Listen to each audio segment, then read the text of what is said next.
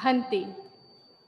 आज का दिन पूरे धर्म संघ के लिए हर्ष, उल्लास और उत्सव का दिन है। षष्ठी पूर्ति व पटोत्सव के इस पावन अवसर पर पूरा चतुर्वेद धर्म संघ आप श्री का युग प्रधान के रूप में अभिवंदना कर रहा है। गुरुदेव, मेरे मन में एक प्रश्न हुआ कि शासन माता साध्वी प्रमुखा श्री जी ने आप श्री को युग प्रधान अलंकरण से क्यों अलंकृत किया?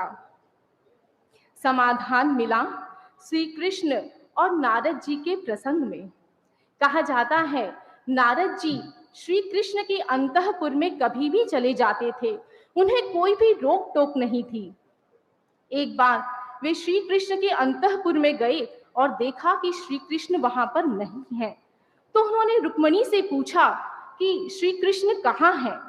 रुक्मणी ने कहा श्री कृष्ण पूजा घर में है।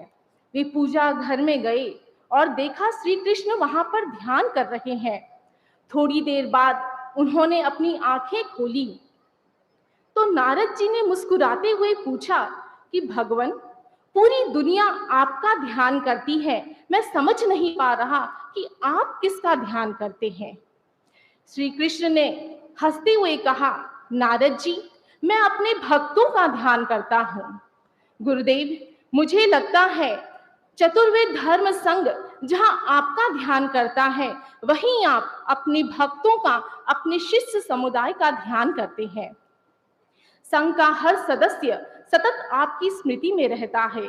आप अहरनिश हर साधु साध्वी, श्रावक श्राविका के आध्यात्मिक विकास का चिंतन करवाते हैं और साथ ही साथ युग को युगानुरूप नए नए अवदान देते रहे हैं। और इसीलिए चतुर्वेद धर्म संघ आपका युग प्रधान के रूप में वर्धापन कर आनंद का अनुभव कर रहा है। एक बार महामहिम चाणक्य से पूछा गया कि आदर्श राजा कौन होता है। महामहिम चाणक्य ने कहा, आदर्श राजा वह होता है जो तन, मन और आत्मा से सबल हो, क्योंकि यदि राजा तन से दुर्बल होगा तो अपनी सेना की और अपनी सीमा की सुरक्षा नहीं कर पाएगा। यदि राजा मन से दुर्बल होगा,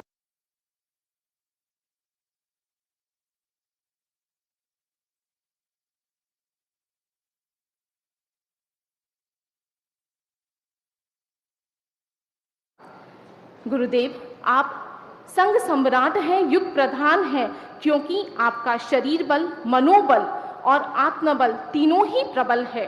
सर्दी गर्मी की परवाह ना करते हुए उग्र विहार कर श्रद्धा के क्षेत्रों को स्पर्श करना आपके सबल शरीर का सूचक है।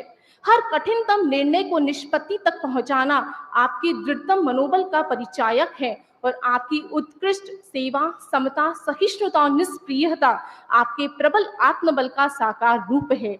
आज के इस पावन और पुनीत अवसर पर मैं पूरे समन श्रेणी की ओर से आपकी अभिवंदना, अभ्यर्थना करती हूँ और यही मंगल कामना करती हूँ कि हे युग पुरुष, आप चिरायु हो, सहस्रायु हो और निरामय रहते हुए युगों युगों तक हमारा आध्यात्मिक मार्गदर्शन करवाते रहें और युग को नई दृष्टि प्रदान करवाते रहे। इन्हीं भावनाओं के साथ ओम।